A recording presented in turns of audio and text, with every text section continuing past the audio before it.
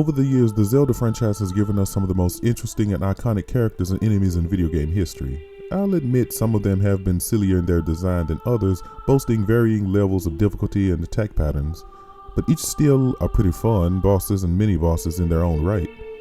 Of course, to keep on topic with the nature of this video, we're going to focus primarily on the realm of Zelda enemies. In today's video, I want to talk about him. This is a villain so evil, so sinister, so horribly vile! No, not that him, but one of Zelda's creepiest enemies and villains of all time. Demon Lord Ghirahim. I mean, yeah, he comes off as stoic and self-absorbed and just downright sadistic with his flamboyant mannerisms and all of the elaborate ways he plans on punishing Link. But Ghirahim is truly insane with how in one instance he's happy as he goes about hunting Zelda, but in other instances he lets his anger get the better of him and puts his bloodlust on full display each time Link disrupts one of his plans. His behavior reminds me of a temperamental artist. Each plan weaved together to ensnare his prey is like how a skilled painter paints a beautiful masterpiece, but in Ghirahim's case, mayhem and carnage are his mediums of choice. Before we begin, if you like what we do here and want to support the channel, please give the subscribe button as well as the bell icon a big Master Sword pedestal plunge to never miss when a new video drops. We are trying to get 100 new subscribers before the end of this month, and we would love to have you become a member of the growing Chrisbkingdom community. This is Demon Lord Ghirahim Explained. Who is Lord Ghirahim and where does he come from? Now stop me if you heard this one. It's a Saturday night and you're playing Zelda and Link is walking and crawling through dungeons. You know, Zelda stuff, right? And you finally get to the boss gate. Normal, right? You expect to see some big, gross, tough monstrosity?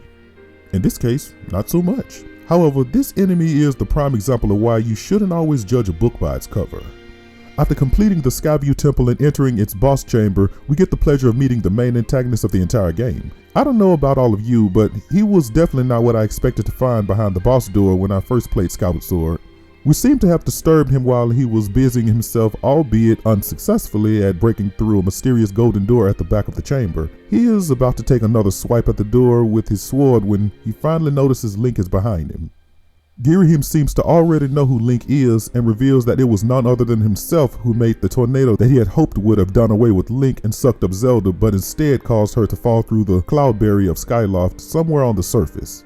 From the very beginning, Ghirahim treats Link's unexpected survival as more of an insignificant annoyance to him rather than any real threat to his plans, and declares Link's death as being of no consequence to him one way or the other. Capturing Zelda is his primary concern, and now that she is on the surface, it is only a matter of time before she is captured. But why is he doing this, you ask?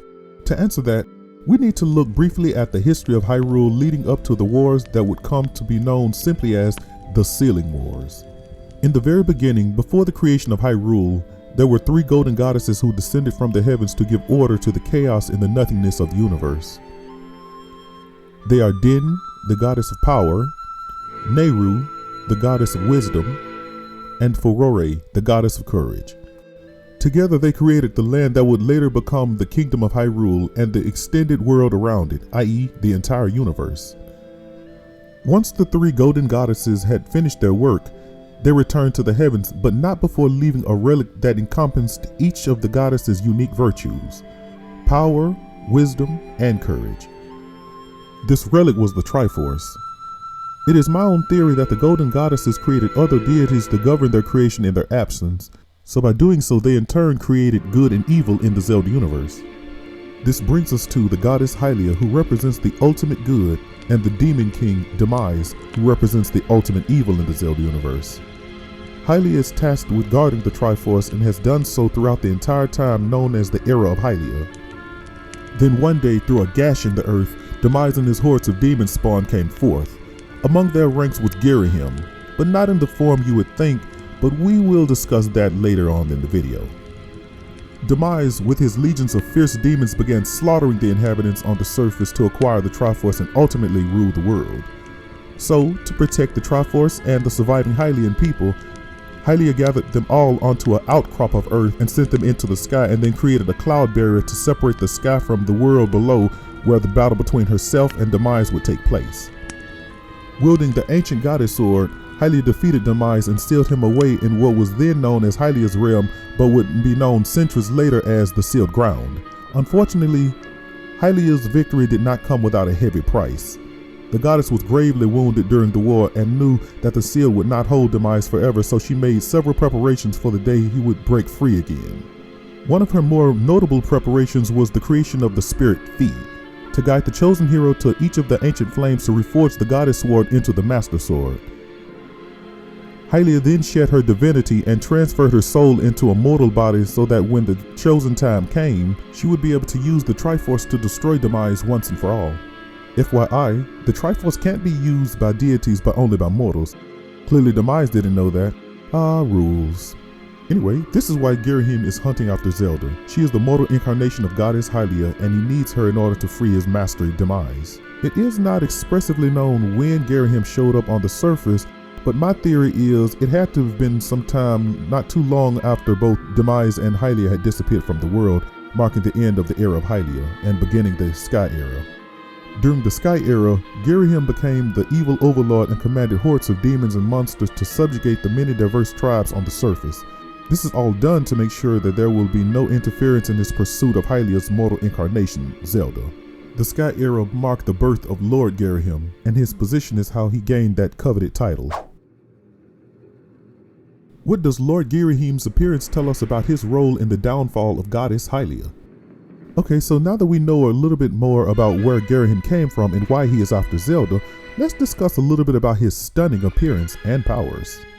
Remember what I said about Ghirahim's appearance in the beginning of the video, that he was not what many of us expected to see in the first dungeon of Zelda Skyward Sword? When I first saw him in the game, I didn't take him as a weakling, but rather thought he had to be a high-standing adversary like a general of sorts.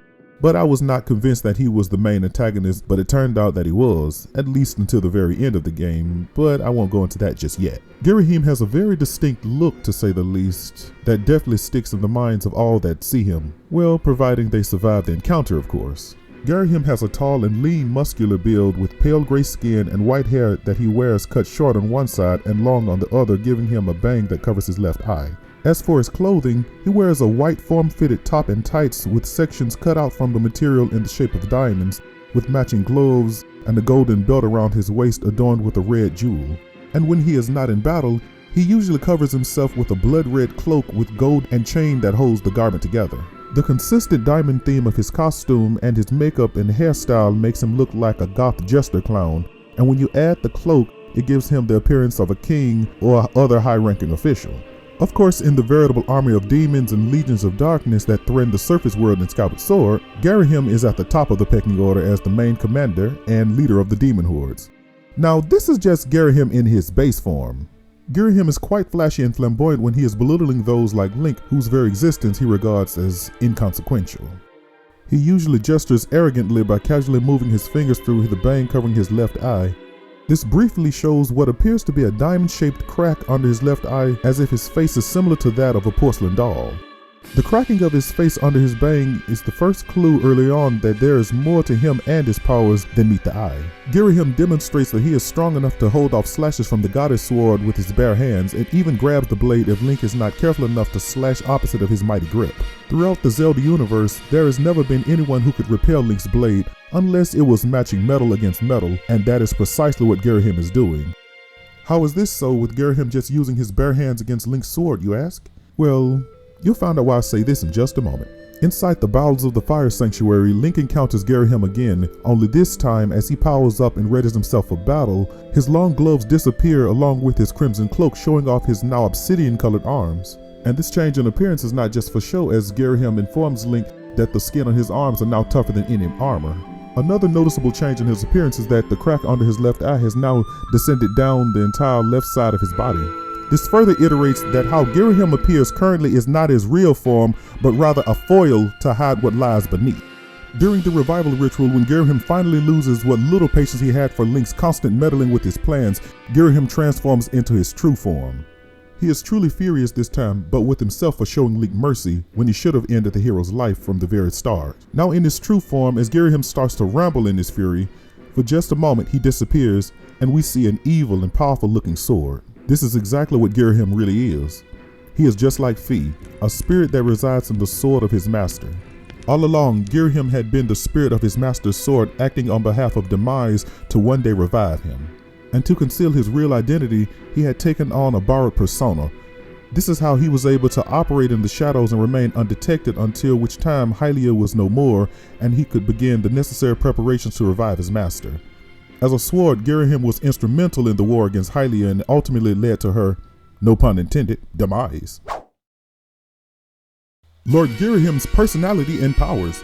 Just how powerful is he?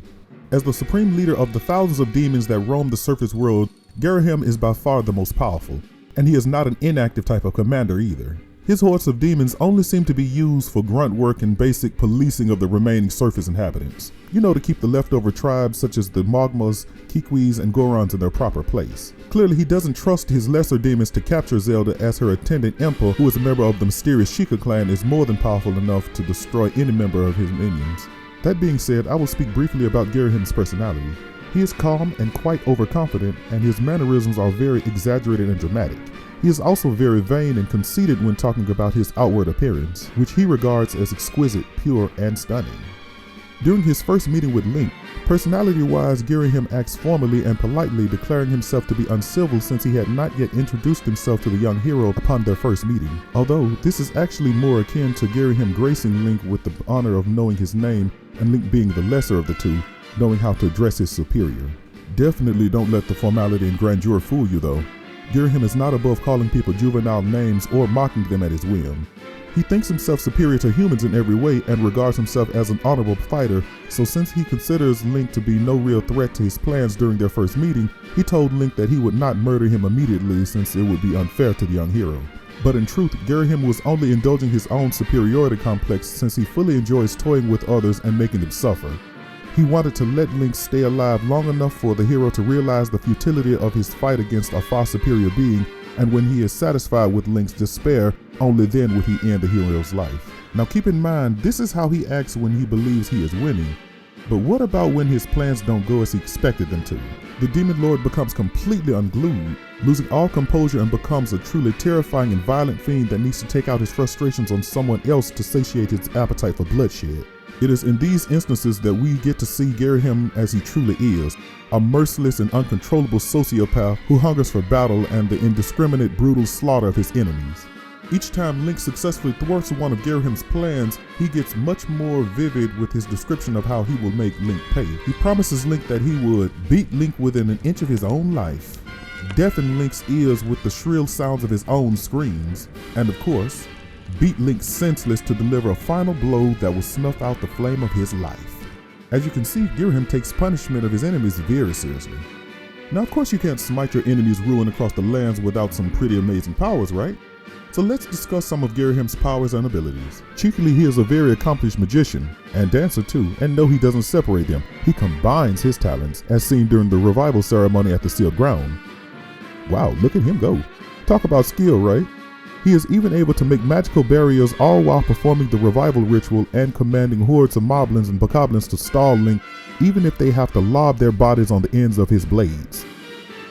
Ghirahim's words, not mine. Wow, Ghirahim is not the best person to work for. I guess an extra day off or promotion to bokoblin captain is too much to ask for, huh?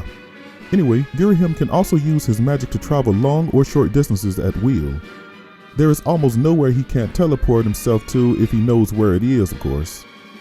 I theorize that the only reason he didn't teleport to the sealed ground from the start is because he did not know where it was.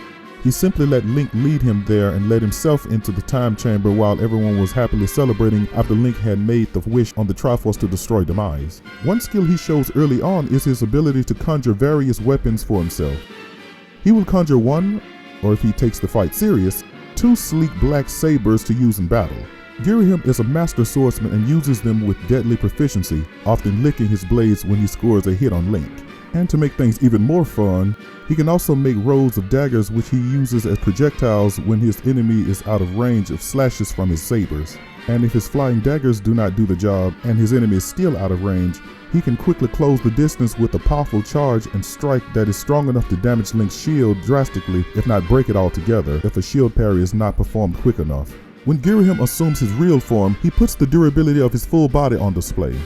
In this form, he is monstrously strong and opts to use melee attacks like punches and kicks to overwhelm his opponents. And if he takes enough damage in his true form, he will then conjure a new thicker bladed weapon that functions more as a shield against further damage rather than an offensive weapon.